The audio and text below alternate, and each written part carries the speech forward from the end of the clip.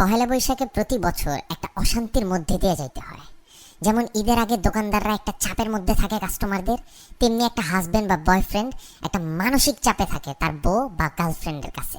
এমনই একটা গার্লফ্রেন্ড যখন তার বয়ফ্রেন্ডকে পহেলা বৈশাখ নিয়ে কথা বলে তখন, জান একটু আসো না, কথা আছে। বলো।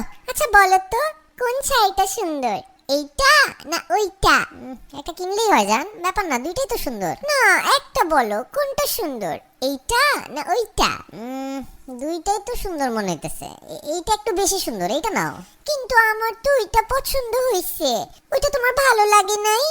বাবু একটু কাজ করতেছি বাবু, সারাদিন কাজ করছি, এখনো কাজ করতেছি, আমার মাথায় তো কাজ নিয়ে একটা টেনশনের মধ্যে থাকে না, দেখতেছো না? তোমার যেটা ভালো লাগে সেটা নাও, জিজ্ঞেস করছো বলে দিছি। কিন্তু তুমি যেটা বলছো ওইটার তো দাম বেশি, আর আমি যেটা পছন্দ করতেছি এটা ওইটার থেকে একটু কম দাম। আরে বাবা যত দামই হোক নাও না বাবু, ভালো লাগলেই নাও, দাম দিয়ে কি, যেটা ভালো লাগে ওইটা নাও। বলো না কোনটা নিবো, এমন করো কেন? এই তোমার সমস্যাটা কি? দুই দিন আগে জিজ্ঞেস করলে দেশি মুরগি কিনবো না ফার্মের মুরগি, তোমার বললাম ভাই তুমি ফার্মের মুরগি কিনো, তুমি গিয়ে কিনে আনলা 4টা দেশি মুরগি 4টা ফার্মের মুরগি, ইচ্ছাটা তো তোমারই পূরণ হইলো তাই না? তারপর জিজ্ঞেস করলা লাল শাক কিনবো না পালং শাক কিনবো, ভয়ের চোটে কোনো কথাই বলি নাই, কিনে আনলা লাল শাক, যদি বলতাম পালং শাক তাহলে দুইটাই কিনে আনতা।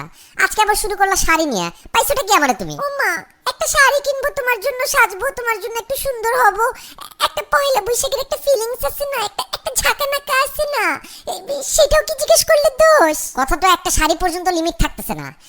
আমি কি তোমারে কোনোদিন জিজ্ঞেসি জান কোন জিন্স পরবো, কালো না নীল?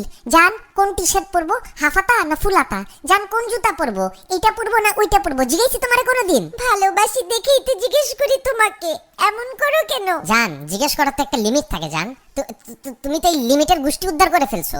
আমি তো ফোন কিনছিলাম কাজের জন্য, কিন্তু আমার মোবাইলটারে তুমি একটা দোকান বানাই দিছো।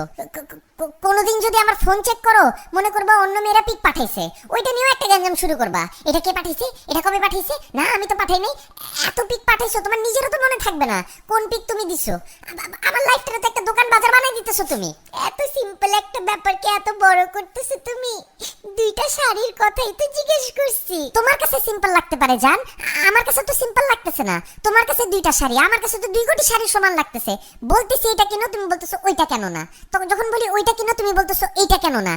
মানে শাড়ির মধ্যে তো হাজার ধরন দেখো তুমি একটা শাড়ির মধ্যে। তোমাদের মেয়েদের মতন তো এত নিখুঁত চোখ আল্লাহ আমাকে দেয় নাই। তোমার কারণে প্রতিদিন একটা আতঙ্কে আমি বাস করতেছি। এমনি বলতেছো কে?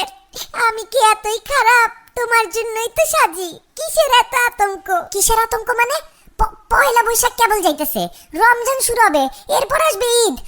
আমি যদি আজকে পরকিয়া করতাম এত আতঙ্কে থাকতাম না যতটা তোমার প্রশ্নের আতঙ্কে থাকতো আমার। প্রত্যেক দিন একটা নতুন আতঙ্ক নিয়ে আসো। তোমার পায়ে পড়ি যান, তোমার যেই শাড়ি পছন্দ সেই শাড়ি কিনো। তুমি কলা পাতা পেঁচাও যদি পরো আমার কাছে ওইটাও সুন্দর লাগবে। দূর একটা ফালতু, তুমি যাও তো, মুডটাই নষ্ট করে দিলা, অসভ্য কথাকার।